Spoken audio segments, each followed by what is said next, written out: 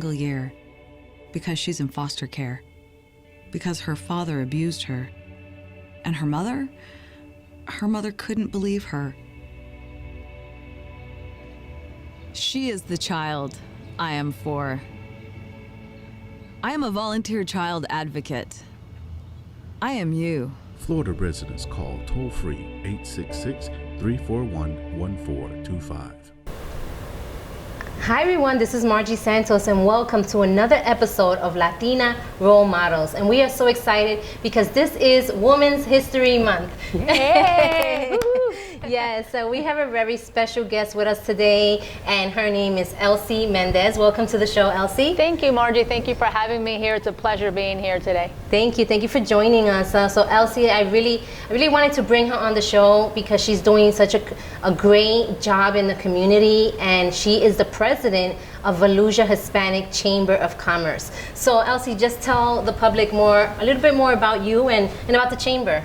Okay, well, all right, so my nationality is Ecuadorian. I was born in New York, but I'm the youngest of 8. So I always say, my parents tell me that they produced me in Ecuador and then had me in the United States. But by heart, I'm Ecuadorian. So I love the Spanish community. I was in education for 25 years. Oh, wow. I worked with Volusia County Public Schools for 12 years, and I was able to get to assistant principal in Volusia County Public Schools. And then I had a career change and started doing my own business. And through that, I got involved in chambers and realized that I needed that as a business owner to be connected with the community. Learned a lot, got involved, volunteered. And after maybe about 2 years, I was asked if I wanted to be part of the board, and eventually ended up being the president. Wow, that's amazing. I mean, the chamber is so important in our community. You know, when I recently moved to Florida and I joined the chamber, I was able to connect with other leaders and businesses to help me grow my business. So it is such an important thing to have in every community. So it's amazing. And how long have you been doing it? So 5 years total. I would say about 5 years since I started doing my own business. I quickly learned that I had to get involved. I had a business years ago, but I was part of a chamber, but I didn't get involved. And I thought, as a matter of fact, if you're out there, you're saying, well, maybe I am a part of a chamber, they don't do anything. That was my philosophy. I said, well, they really haven't helped. And I learned now that you have to get involved. Yes. You can't just sign up and expect the chamber to do for you. Wait for them to be on top of you. No, you gotta, just like anything. So I think getting engaged, and by doing that, I developed myself professionally, connected with a lot of people, and then got to the leadership position. Awesome. And there's a lot of events. I go to the website. I'm like, they're always having events. So tell us more. Is there any ones that are coming up? Yes, we actually have the Healthcare Awards that's going to be happening out in Daytona Beach, and that is going to recognize anyone that is in the healthcare field, medical, even people who do the custodial work, anyone who's been involved, especially in the last couple of years. We definitely need to congratulate them and recognize their efforts. So that's going to happen March 31st. Oh, and that's so important with all this, these past couple of years, like you said, with the COVID and the pandemic, and they really don't get recognized. Yeah, so we recognize anyone in the medical field in the area of Flagler, Volusia, and Seminole, because we've expanded. Even though we're Volusia Hispanic Chamber of Commerce, we have expanded to Flagler and Seminole. So if you know anyone in that area, nominate them. Go to our page and nominate them. That's volusiachamber.org. Awesome, Elsie. And so, like I said, this is Women's History Month, and what would you say how does the chamber contribute, as a woman in business? Like, how does it contribute to the community? What do they get out of it? I will tell you that more and more I see an increase. I don't know if you've seen this, Margie, of women that are in business, and these are solopreneurs for the most part. We know in corporate world they're excelling as well, but I think as a chamber we have, because they have the flexibility. Some of them have the flexibility if they're solopreneurs to come to some of the events. You would see majority of them are women. So I think having an opportunity for them different times of the day, having virtual activities, having morning and afternoon and different times gives them that choice. Because if they have kids, we need to know about that. We actually, we were doing our meetings a little too early, and then some of them said, can you do 8:30? We were doing like 7:30 because they would drop their kids off, and it gives them time to come out to our meeting. So we're very mindful of that, because even though we do have males on our board, majority of them are females. Okay, awesome. And I mean, it's just it's a wonderful opportunity and something to get involved in, because it really just motivates you, you know. And when we see women in business and we see them out there doing great things in the community, you know, there's a lot of women that have a passion inside of them, that they have something like a God-given vision,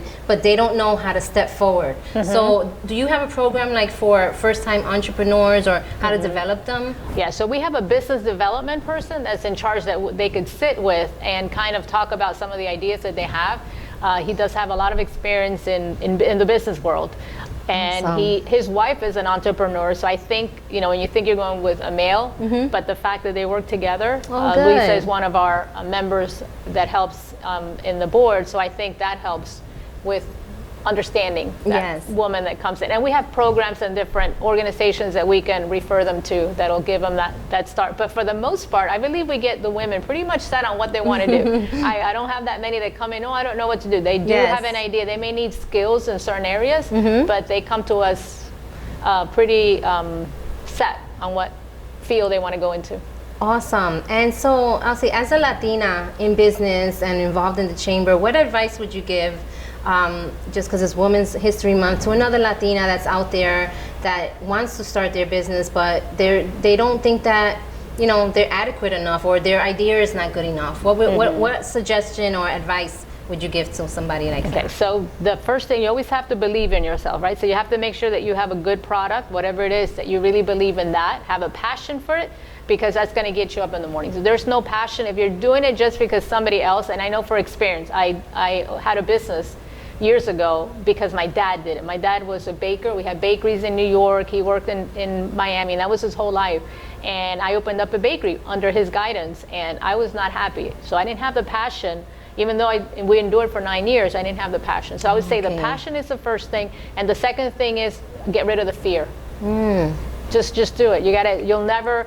Fear is what holds most people behind reaching any dream, anything. It's the fear. That's really great advice. You know, believe in yourself more than anyone. I mean, how can other people believe in us if we don't believe in ourselves first? So that's very important. Thank you for pointing that out. So Elsie, I know you do so many things besides the chamber. You also have something with the lawyers.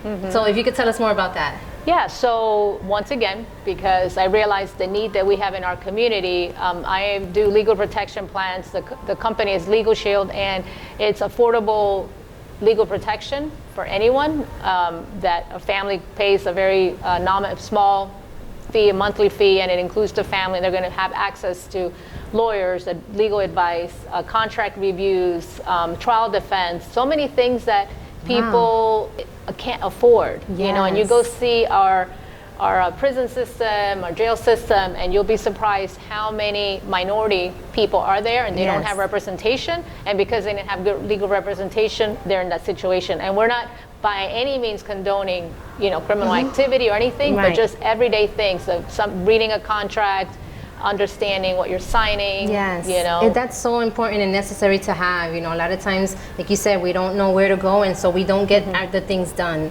So yes, definitely contact Elsie for these services. So tell everybody where they can contact you. Yeah, so you can contact me. I do have Elsie Mendez 01 on Instagram, but basically it's through the chamber. If you contact me at the chamber, Volusia Hispanic Chamber of Commerce, you can find me there, president@volusiachamber.org, if you need something specific to the chamber and your business needs. And if you want to know more about our legal protection plans, then you can call me directly or text me at 386-279-9191. Wow, thank you so much, Elsie, for coming on to the show, and you've been a blessing. And everybody, reach out to Elsie for all your chamber needs and your legal lawyer needs. And thank you so much for joining the show. Stay tuned for another episode. Thank you for having me.